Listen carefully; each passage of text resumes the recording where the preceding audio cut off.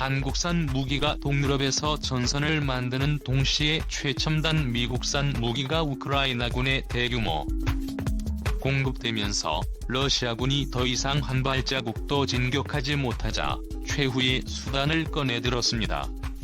바로 핵을 실제 사용할 수 있다고 선언한 것인데요.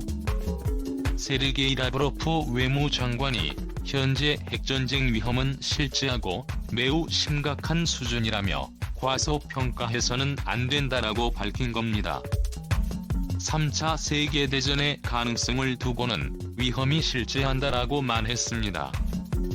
또한 세계 주요 핵보유국이 핵전쟁을 막자는 공동성명 원칙을 언급하면서 서방이 지금의 위험을 인위적으로 부풀리고 있다고 주장했습니다. 세르게이 라브로프 러시아 외무장관은 지난 1월 안보리 상임이사국 5개국 지도자들의 핵전쟁을 용납할 수 없다는 원칙에 서명했다. 그 원칙에 우리의 기본 입장이다. 우리는 그 원칙을 기준점으로 한다고 전했는데요. 처음엔 러시아가 핵을 언급했을 당시에는 실제 사용할 가능성이 1 미만으로 분석됐지만 이번 러시아의 핵 언급은 지난번과 무게가 다르고 현재 러시아가 궁지에 몰린 상황을 고려한다면 가능성이 상당히 올라가 전 세계인들을 불안에 떨게 만들고 있습니다.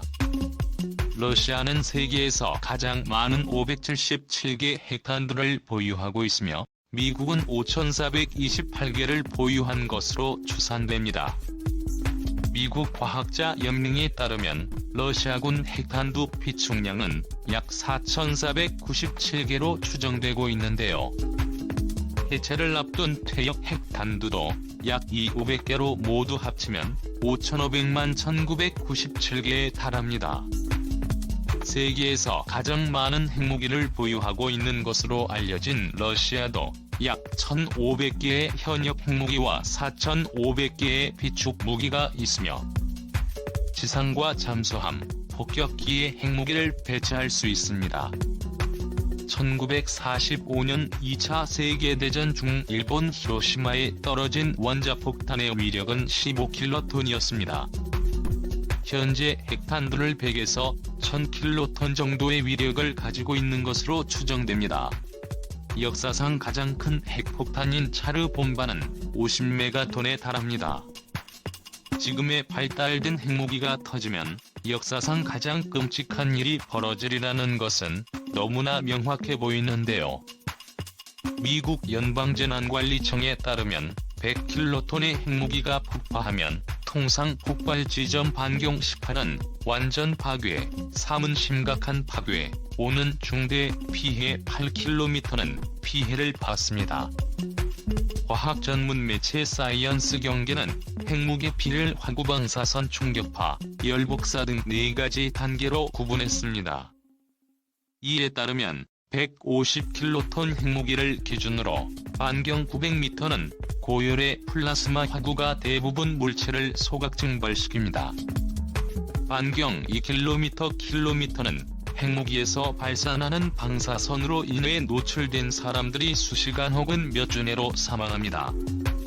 반경 7호는 강한 충격파로 인해 건물이 붕괴하고 고막 파열 등의 피해를 당하게 되며 155km 지점까지는 10km 복사선으로 인해 3도 화상 등을 발생시킬 수 있습니다.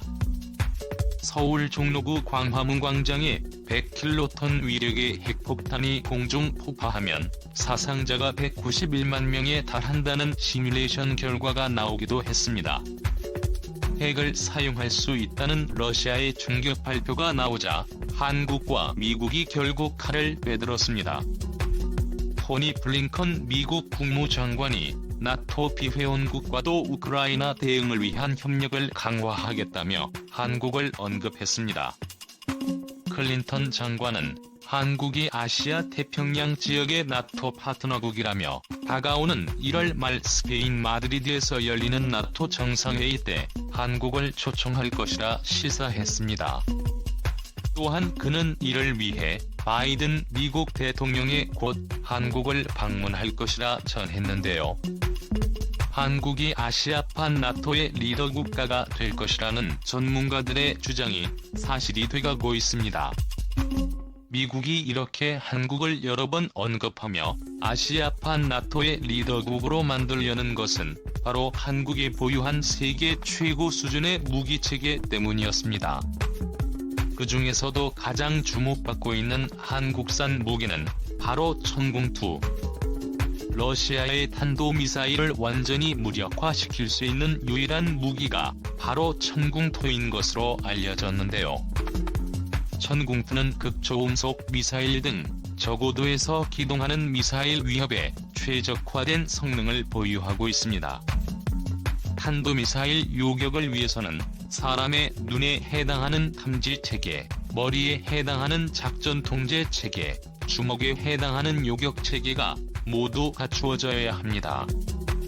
우리 군은 지상의 탄도탄 조기 경보 레이더 바다의 이지스함 레이더는 매우 우수한 탐지 체계를 갖추고 있어서 러시아의 탄도미사일의 백을 탐지할 수 있습니다. 통제소에서 발사를 명령하면 현재는 패트리어트와 천궁2가 하늘을 날아오르며 머지않아 장거리 지대공 미사일인 LSM 미사일도 추가될 것입니다. LSM은 패트리어트나 천궁1보다 넓은 지역, 높은 고도에서 탄도미사일 요격이 가능한 무기체계입니다. 이미 아랍에미리트도 천궁2의 성능에 반해 4조 원어치를 사겠다고 계약서에 서명을 했는데요. 한국은 아시아판 라도의 리더 국가로서 천궁2를 전면에 배치해 러시아의 탄도미사일을 완전히 무력화시킴으로써 리더국으로서의 지위를 확보할 것으로 전망되고 있습니다. 전문가들은 이번 사태가 완전히 종결되면 러시아가 우크라이나와 미국을 비롯해 여러 나라에 천문학적인 배상금을 지급해야 할 것이라 확신하고 있는데요. 한국이 천궁2를 필두로 중요한 역할을 담당할 시한국도 배상금 지급 목록에 포함될 수 있습니다.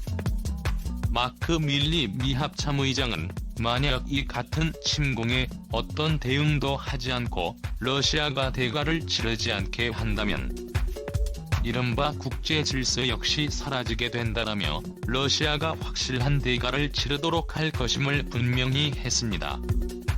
한국이 이제는 이렇게 대러시아 제재에 가장 앞장서죠. 푸틴은 한국에 대한 보복 수위를 높이고 있습니다. 한국에 대한 수출 규제를 통해 한국의 공급망 붕괴를 시도하는 가운데 러시아 정부가 대한항공에 1,100억 원에 달하는 과징금을 부과한 것으로 알려져 충격을 주고 있습니다. 인천에서 출발해 독일 프랑크푸르트로 가는 대한항공 화물기 K-59편은 모스크바 셰레메티예보 공항을 공유할 때 러시아 세관의 지겐나린이 승낙한 채 이륙해 위법을 저질렀다는 것이 사유입니다.